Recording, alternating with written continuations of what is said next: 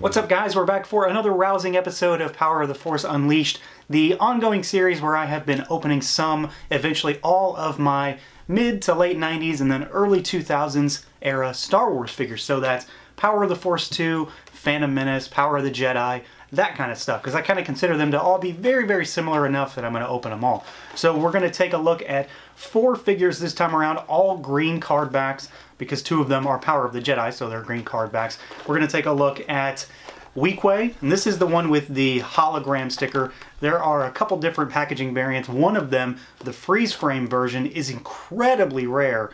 I believe it's still rare, at least. I know it was for a very long time. I never got a hold of that one. I'm not sure I ever really tried to get it. The next one is Yak Face. He has got a holographic sticker on there as well. So that's kind of a trend with some of these. Eventually they all kind of had a lot of hologram type things. That was a very 90s thing to do. And then Power of the Jedi stuff, we have got a Mon Cal officer. And these guys came with cards, which I'll show once we get them out. So these have different packaging there. They are prequel era figures, so 2000 after the Phantom Menace. So we've got you know, young Padawan Obi-Wan on the card back there, and then the back has a cross sell with other stuff in the line, as well as a write-up for the Star Wars saga in general at that point. And then the last one is Ketchwall. So this is another Power of the Jedi line figure. So prequel stuff, alien. He looks cool. We're gonna take a look at him. So let's just pull these guys out and see what they've got. Alright guys, so here are the 4 figures out of the packaging, and we've got our 2 Power of the Jedi figures here on the left, and we've got our 2 Power of the Force era figures here on the right. And they're all still very basic figures, so they're all very similar when it comes to articulation, but they're all very obviously very different figures. And these 2 come from a prequel era line. That's why I was talking about that during the packaging section, but neither of them are really prequel characters. This guy might seem like the odd man out because he doesn't really look like one that maybe you recognize, but we'll talk about that and why when we look at him individually. So we're going to start with Ketchwall just because he's so weird to me, and then we'll talk about the rest of them. Alright, so here is Ketchwall. This guy is just kind of weird in general. So he's from this early prequel era line of figures, but he's not a prequel character. He is from the special edition of A New Hope. He's in the Cantina. He is one of the characters that was added in for the special edition, and he's actually 2 characters because he was kind of modified to become another character called Melos, I think is how you pronounce it, where they wrapped the tusks and the kind of tendrils here on his face, and the back of his head became another character. So if you look, you can see like there's a line here on the back of the head, kind of looks like a mouth, and the eyes are centrally placed. So they just wrapped him in a turban, and they made him 2 different characters just to save on money, I suppose. But he is, he's kind of weird in general, and obviously he's kind of got a weird little accessory sitting next to him as well. So he's not this big character that you see here. He's actually a tiny little guy, and he stands on these stilts. So yeah, I don't know. I don't know what the point of this design was. I don't recall that you see him like this in the movie, but they gave him this backstory, and then he became a figure. He's got these flowing robes. He's got the tendrils. He's got a lot of shading all over his body, honestly. He does have standard 5 points of articulation, really. We've got legs, arms, waist swivel, head rotation. I mean, it's nothing special. It's exactly what you'd expect from this line. His legs are really, really gummy, though. Look how flexible they are. Be careful with them. And the accessory that he has here is a pair of pants. So you can put these pants over top of his stilt legs to make it look like he has actual legs. It is a little bit of a pain to do it, but you can make it happen if you so choose. So you have multiple options as far as how you want to display this guy. Now, like I mentioned in the little packaging section, these figures from the Power of the Jedi line come with these little cards, and they're like fold-out cards that give you a little information on the character, some stats and skills. Very early 2000s type thing. Their gear, their technology, and then there's a mail-away thing in here as well. Some backstory on the guy, as well as just, you know, some physical stats and kind of his backstory. It doesn't say anything about the fact that he was used to make 2 different characters, but you do at least get a little bit of information on a character that ultimately you would never know existed unless you really paid attention in the special edition. We'll just continue on with the Power of the Jedi figures and take a look at this Mon Cal officer. So this is one that I really like. I have a soft spot for Mon Calamari characters. I love the design. I love the fish face type look. Everything about him, I really dig it. This one, I just like the look of him. He very much evokes that Return of the Jedi, look of the Mon Cal officers that are on Home One during the Battle of Endor. He's got a lot of the spots and the stripes all over him. He's got a removable helmet, so you can pop that guy off and you can see more paint job on there. Some reds and greens and browns. Quite a extensive paint job in there, honestly, surprisingly. So he does come with a blaster pistol. It's honestly not the blaster pistol that his bio sheet details. It says that they have DH-17 blasters. That's not this, but I don't really care. He's got a little bit of a sloppy paint job on his belt, and for the most part he is pretty basic. As you know, it's the same kind of articulation we saw with Ketchwall.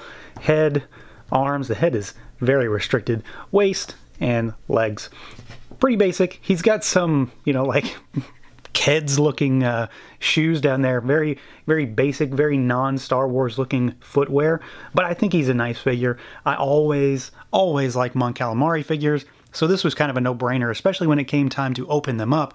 This was one that I definitely wanted to take a look at sooner rather than later, and he does again come with his bio sheet, the bio card.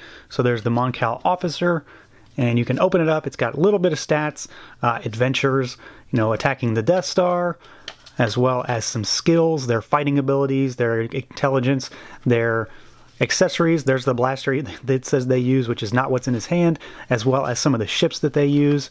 And then the back has allies and enemies, and then just a little bit of a write-up on the Mon Cal themselves, as well as their vital statistics, which is pretty basic. Species, Mon Calamari. Homeworld, Mon Calamari. Okay.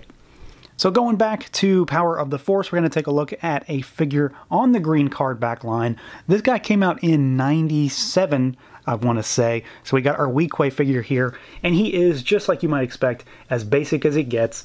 We've got swiveling head, which doesn't really move a whole lot. We got swiveling arms, we have got waist twist, and we've got swiveling legs.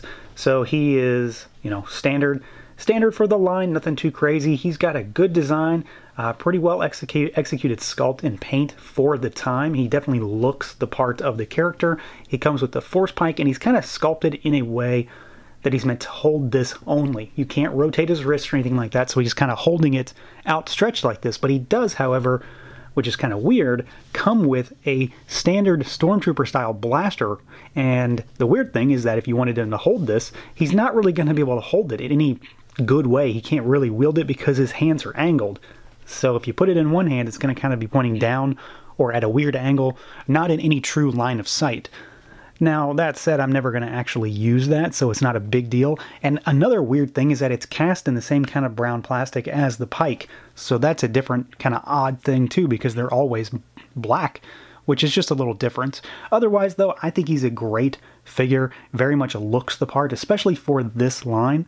And in general, he's going to be a good addition, at least for a while, on my sail barge whenever I finally get it. And last but certainly not least, we've got the man himself. We've got the Yak Face here. And this is a figure that I have long just really liked. It's a solid figure. He very much looks the part.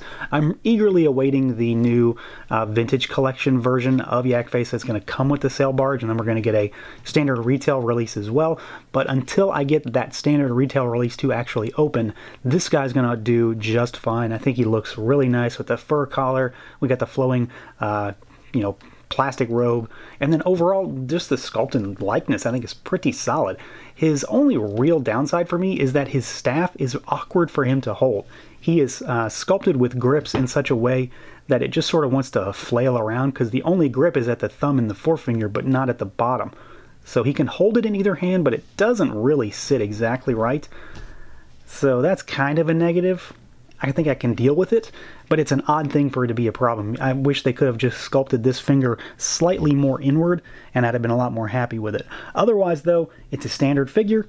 We've got the swiveling head, swiveling arms, waist twist, and then, of course, swiveling legs. So they're all, every figure we've looked at today is all the same in terms of articulation. They're all just what you would expect to get out of this line, but we don't have any real issues with articulation. What you see is what you get, and we're not missing anything, and there's no expectations being dashed here for sure. So this figure is one that, I mean, if you like the character, it's kind of a must-have, and I think he looks great. He's probably my favorite of this bunch. I've always been a Yak Face fan. How could you not? He's a weird-looking dude, and he's a fine addition to any collection. I'm glad to have finally opened him. So that's going to do it for this episode of Power of the Force Unleashed. Let me know, again, if there are any figures in particular that you want to see open, things that you can think of off the top of your head that you'd like to see taken out, and just talked about for a minute, because that's all we're doing here. I've got some more multi-packs and some larger things to open in maybe the next week or so, and then we will definitely start digging into even more figures, and we'll go back to the orange line as well. But that's going to do it for this look at these 4 figures: Yak Face, we've got Ketchwall, Weequay, and the Mon Cal Officer. Let me know what you think. Thanks for watching, and until next time, guys.